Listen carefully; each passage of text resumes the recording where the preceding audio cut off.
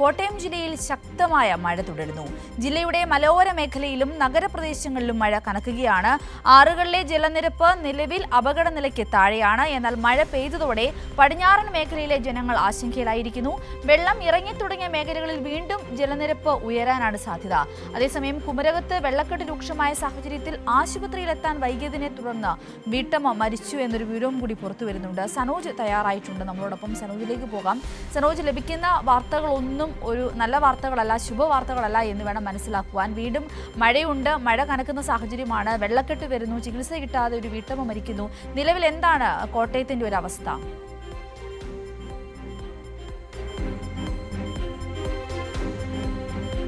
തീർച്ചയായിട്ടും കോട്ടയം ജില്ലയിൽ മഴ മാറി നിന്നുവെങ്കിലും ഇന്നലെ വൈകുന്നേരം മുതൽ മഴ വീണ്ടും ശക്തി പ്രാപിച്ചു. ഇന്നലെ രാത്രിയിലുടനീളം ശക്തമായ മഴയാണ്. അത് എല്ലാ ഇടങ്ങളിലും പെയ്തു എന്നുള്ളതാണ് പ്രധാനപ്പെട്ട കാര്യം. ഇപ്പോൾ മഴയ്ക്ക് നേരിയ ശമനമുണ്ട്. ഇപ്പോൾ നേരിയ ചാറ്റൽ മഴ മാത്രമാണ് ഉള്ളത്.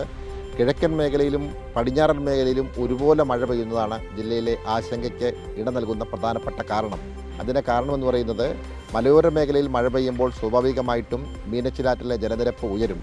ഇപ്പോൾ മീനച്ചിലാറ്റിലെ ജലനിരപ്പ് അല്പം താന്നു നിൽക്കുകയാണ്. പക്ഷേ പടിഞ്ഞാറൻ മേഖല വെള്ളത്തിലാണ് പൂർണ്ണമായും. ഞാനിപ്പോൾ ഉള്ളത് ഈ തിരുവാർപ്പ് പഞ്ചായത്തിൻ്റെ പരിധിയിലുള്ള ഭാഗത്താണ്. ഇപ്പോൾ കാരാപ്പുഴ പ്രദേശത്ത് കഴിഞ്ഞ ദിവസങ്ങളിൽ നമ്മളിവിടെ വന്നപ്പോൾ ഉണ്ടായിരുന്ന അതേപോലത്തെ വെള്ളമാണ് ഇപ്പോഴും നിലനിൽക്കുന്നത്. വെള്ളം ഒട്ടും ഇറങ്ങുന്നില്ല എന്നതാണ് പ്രധാനപ്പെട്ട കാരണം. ഒരേ സമയത്ത് തന്നെ പടിഞ്ഞാറൻ മേഖലയിലും കിഴക്കൻ മേഖലയിലും മഴ പെയ്യുമ്പോൾ പടിഞ്ഞാറൻ മേഖലയിലെ ജനങ്ങളാണ് ദുരിതം അനുഭവിക്കുന്നത്. പല വീടുകളും പൂർണ്ണമായും വെള്ളത്തിനടിയിലാണ്, ഭാഗികമായി വെള്ളത്തിനടിയിലാണ്.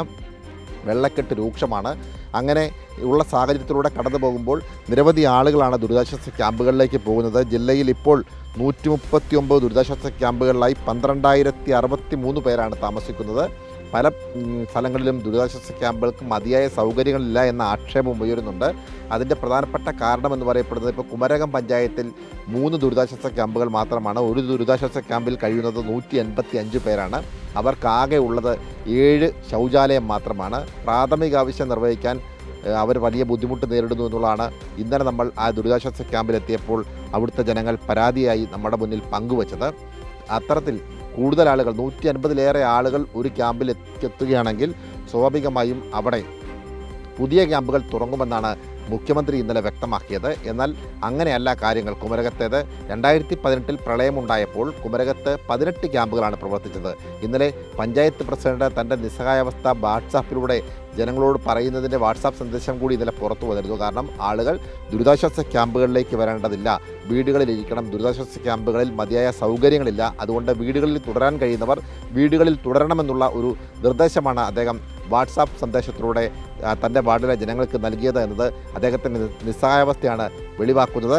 അങ്ങനെ ദുരിതാശ്വാസ ക്യാമ്പുകളിൽ പോലും മതിയായ സൗകര്യങ്ങളില്ല. കൂടുതൽ ദുരിതാശ്വാസ ക്യാമ്പുകൾ തുറക്കേണ്ട സാഹചര്യങ്ങൾ ഉണ്ടാവുന്നുണ്ട് എന്നതും പ്രധാനപ്പെട്ട കാര്യമാണ്. ഇപ്പോൾ ഞാൻ മുമ്പ് സൂചിപ്പിച്ചത് ഈ 12,063 പേർ കഴിയുമ്പോൾ അതിൽ 5,019 പുരുഷന്മാരും 5,396 സ്ത്രീകളും 1,648 കുട്ടികളും ഉൾപ്പെടുന്നതാണ് ഈ ജില്ലയിലെ ദുരിതാശ്വാസ ക്യാമ്പുകളുടെ എണ്ണം.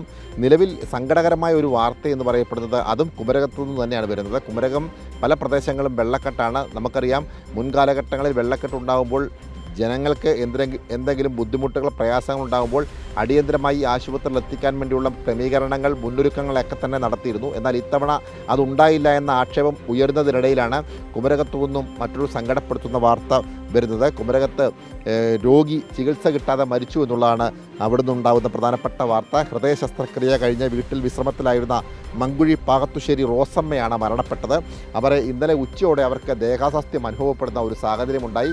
എന്നാൽ വീടിൻ്റെ ചുറ്റുപാടും മുഴുവൻ വെള്ളക്കെട്ട് രൂക്ഷമായതിനെ തുടർന്ന് അവരെ മതിയായ സമയത്ത് ആശുപത്രിയിൽ എത്തിക്കാൻ കഴിഞ്ഞില്ല. വെള്ളക്കെട്ട് രൂക്ഷമായതിൻ്റെ അടിസ്ഥാനത്തിൽ പിന്നീട് വള്ളം എത്തിച്ച് അവരെ പ്രധാനപ്പെട്ട റോഡിലെത്തിച്ചിട്ട് പിന്നീട് ആംബുലൻസിൽ കൊണ്ടുപോകുമ്പോൾ കോട്ടയം മെഡിക്കൽ കോളേജ് ആശുപത്രിയിലേക്കുള്ള യാത്രാമധ്യേ ആ വീട്ടമ്മ മരണപ്പെട്ടു എന്ന സങ്കടപ്പെടുത്തുന്ന വാർത്തയാണ് ഇപ്പോൾ പുറത്തു വരുന്നത്. കാരണം ഈ പടിഞ്ഞാറൻ മേഖലയിലെ പ്രദേശങ്ങൾ വെള്ളത്തിലാണ്. ഇങ്ങനെയുള്ള ബുദ്ധിമുട്ടുകൾ, പ്രയാസങ്ങൾ ഉണ്ടാകുമെന്ന് മുൻകാല അനുഭവങ്ങൾ നമ്മളുടെ മുമ്പിലുണ്ട്. അതുകൊണ്ട് മതിയായ സുരക്ഷാ ക്രമീകരണങ്ങൾ, മുന്നൊരുക്കങ്ങളൊക്കെ തന്നെ ഒരുക്കിയിരുന്നുവെങ്കിൽ ഒരുപക്ഷെ ഈ വീട്ടമ്മയെ കൃത്യസമയത്ത് ആശുപത്രിയിൽ എത്തിക്കുവാനും അവർക്ക് മതിയായ ചികിത്സ നൽകുവാനും അവരുടെ ജീവിതത്തിലേക്ക് തിരികെ കൊണ്ടുവരുവാനും കഴിയുമായിരുന്നു. എന്നാൽ അതുണ്ടായില്ല എന്നുള്ളതാണ് ഈ മരണത്തിലൂടെ വെളിവാകുന്നത്.